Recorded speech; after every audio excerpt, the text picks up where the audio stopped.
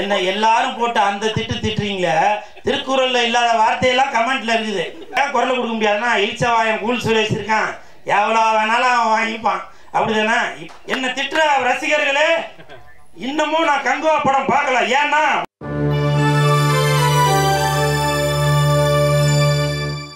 என்னால் முடிஞ்ச உதவியாக சினிமாவுக்காக நான் என்னென்ன பண்ணணுமோ அதெல்லாம் நான் பண்ணிட்டு தாங்க இருக்கேன். போன வாரம் கங்குவான்னு ஒரு படம் ரிலீஸ் ஆச்சு. நான் என்ன தப்பு பண்ண சொல்லுங்க, நான் என்ன தப்பு பண்ணேன்? என்ன எல்லாரும் போட்டு அந்த திட்டுறீங்களே, திருக்குறள்ல இல்லாத வார்த்தையெல்லாம் கமெண்ட்ல இருக்குது.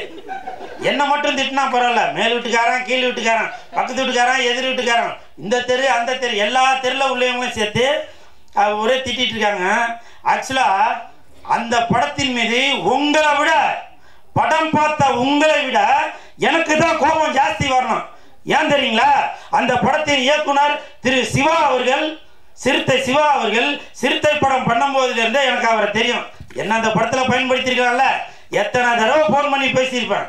என்ன பயன்படுத்திருக்கலாம்ல, ஒருவேளை கேரக்டர் இல்லாமல் இருக்கலாம், ஓகே. அந்த படத்தின் தயாரிப்பாளர் ஞானவேல் ராஜா சார், அவர் வந்து செல்லம் தங்கம் அப்படின்னு நம்மளை ரொம்ப பாசமா இருப்பாரு. அவங்களும் பயன்படுத்தல. நீங்க பயன்படுத்தாமல் என்ன இருந்தாலும் அந்த படத்திற்கு அவ்வளவு விமர்சனம் வரும்போதும் இப்ப கூட சொல்றாங்க, நான் வெளியில போகும்போது எனக்கு எவ்வளவு மிரட்டல் வந்துட்டு இருக்காது, உங்களுக்கு தெரியுமான்னு தெரியல. நான் வெளியில போகும்போது எனக்கு எதனா ஒண்ணு நடந்துச்சுனாக்க அந்த படத்துக்காக நான் பேசி எதனா ஒண்ணு நடந்துச்சுனாக்க அந்த தயாரிப்பாளர் வந்து பார்க்க போறாரா, அந்த இயக்குனர் வந்து பார்க்க போறாரா? இல்ல. அப்படி இருந்தாலும் இன்னைக்கு நான் இந்த இடத்துல நிக்கிறேன்னா அதுக்கு சினிமா தான் காரணம். நான் சினிமாவின் மீது அந்த கொண்ட மோகத்தினால, அந்த ஆசையினால, அந்த பாசத்தினால, நான் சாப்பிட்ற அந்த சோத்தினால எந்த படமாக இருந்தாலும் இந்த கூல் சுரேஷ் குரல் கொடுத்து கொண்டு தாங்க இருப்பான்.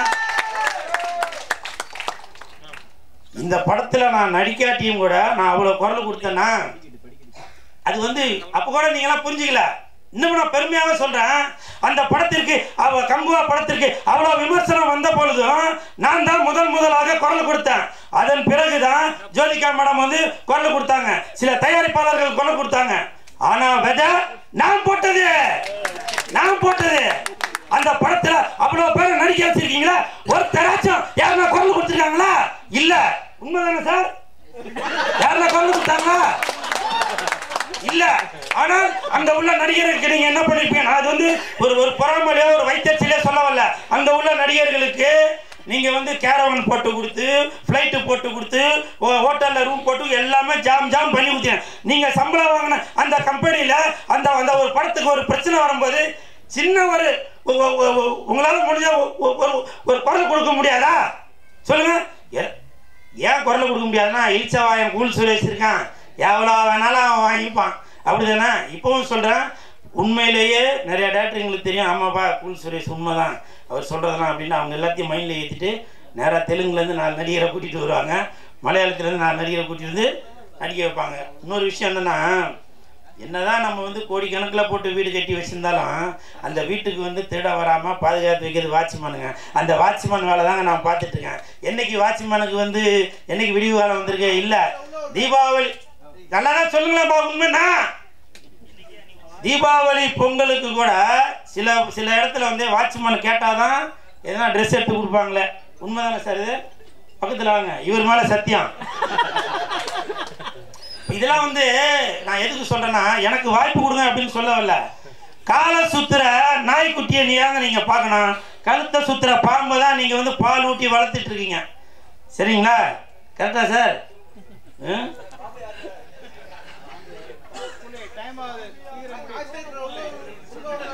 என்ன சொன்னது?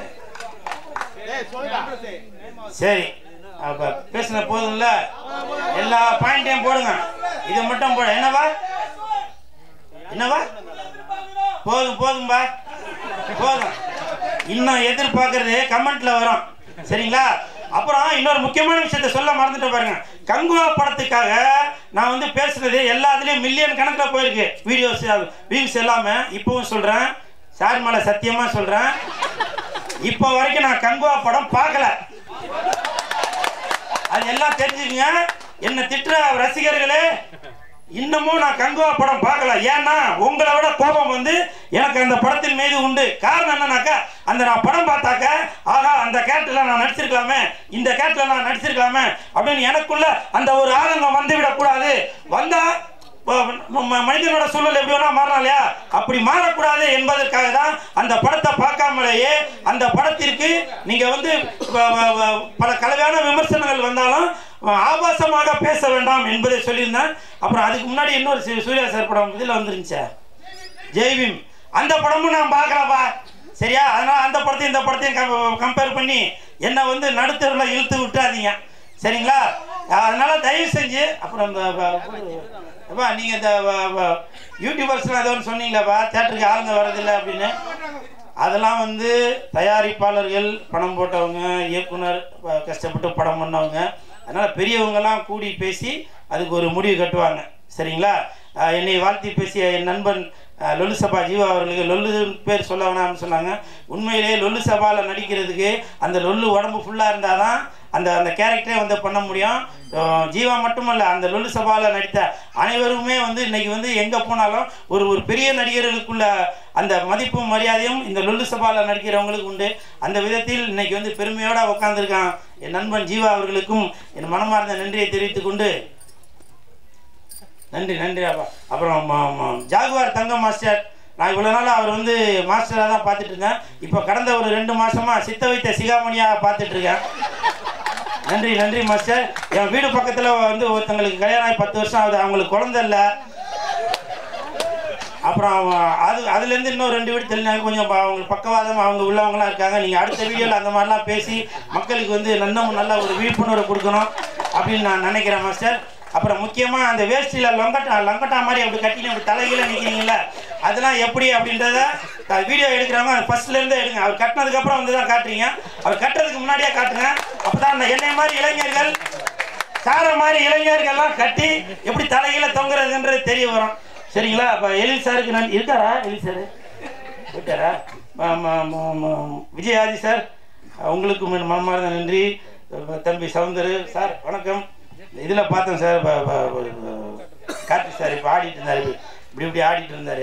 நான் உங்களுக்கு இன்றைக்கி தான் சார் பார்க்குறேன். அன்றைக்குமா நான் பேசுனதை வச்சு அடுத்த படத்தில் வாய்ப்பு கொடுத்துருவீங்கன்னு நினைக்கிறேன். சரிங்களா? இல்லை இனிமேல் எல்லாருக்கும் நல்ல காலம் தான், என்னை திட்டுறவங்களுக்கும் நல்ல காலம் தான். ஆனால் யூடியூபர்ஸுக்கு தான் தெரியல என்னன்றது, தேட்டருக்கு வரக்கூடாதுன்ட்டாங்க. அதனால் எனக்கும் எதிர்காலம் தான் நினைக்கிறேன். ரொம்ப நன்றி ரொம்ப நன்றி ரொம்ப நன்றி.